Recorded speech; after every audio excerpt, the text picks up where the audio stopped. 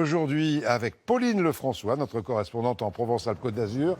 Vous êtes à côté de moi, masquée et en direct. Pauline, qu'est-ce qui vous a fait craquer à Marseille ? Bonjour Jean-Pierre, eh bien écoutez, je suis sur le Vieux-Port, à la foire au Santon de Marseille, qui a pu se tenir quand même cette année avec toutes les précautions sanitaires, parce que c'est un rendez-vous incontournable ici depuis 1803 à Marseille. Rendez-vous compte de cette tradition de Noël à chaque fin d'année où les plus grands santonniers de Provence viennent exposer leurs créations. Je vous propose de découvrir mon coup de cœur de Noël dans ce reportage tourné avec Élodie Pépin et Philippe Fontalba. Il y a le pêcheur encore. C'est presque un spectacle chaque année. La magie de redécouvrir les santons de Provence sur le Vieux-Port de Marseille. La crèche et les métiers traditionnels, la lavandière, le boulanger, le pêcheur, le gardien. Toute notre enfance, les santons qui sont passés des grands-parents aux enfants et maintenant donnent le goût aux petits-enfants. C'est une tradition chaque année de venir choisir un petit santon par enfant voilà, au moment de Noël. C'est une institution depuis 1803 à Marseille. Les santonniers exposent leurs créations pour les partager avec les Marseillais attachés à cette tradition provençale de Noël. C'est depuis l'origine la rencontre avec des gens. Un vieux monsieur qui avait les larmes aux yeux en regardant une Arlésienne parce que ça lui rappelait sa maman. À quelques pas du Vieux-Port, Eliane crée toute l'année dans son atelier au panier. Elle fabrique depuis 24 ans des santons en argile. C'est un art précis, intime. Chaque santon a une âme.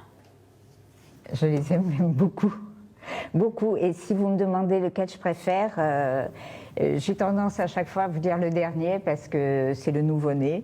Mais non, mais j'ai une affection particulière pour tous les santons. L'homme à la vielle va sécher, puis cuire au four. Il faut du temps pour devenir santon. À Aubagne, Stéphane Campana sculpte, assemble et habille ses personnages. C'est jamais les mêmes, c'est pas possible. C'est une pièce, chaque fois une pièce unique. Chacun interprète comme il veut, avec son ressenti, avec son cœur. Le cœur d'un santonnier s'ouvre à chaque santon qu'il dessine, façonne. Voilà, c'est passé.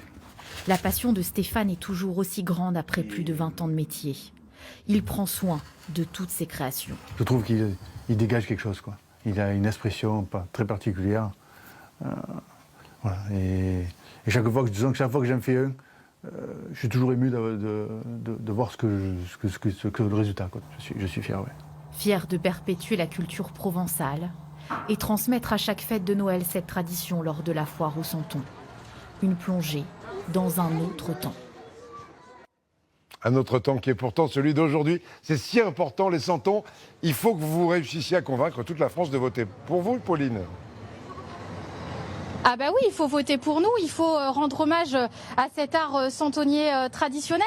Et puis vous savez, chaque année les santonniers ils créent de nouveaux santons. Et là, il y en a un nouveau qui vient tout juste d'arriver à la foire au Santon. Je vais vous le montrer, Jean-Pierre. Regardez, il fait l'actualité de la semaine.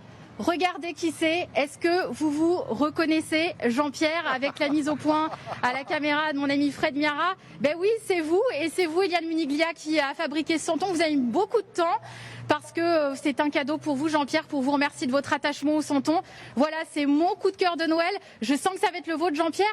Et puis surtout, à vous aussi, ça sera votre coup de cœur à vous, téléspectateurs. Merci madame d'avoir fait ce santon à mon effigie, ça on n'avait pas encore fait. Merci infiniment, ça me touche beaucoup. Je rappelle...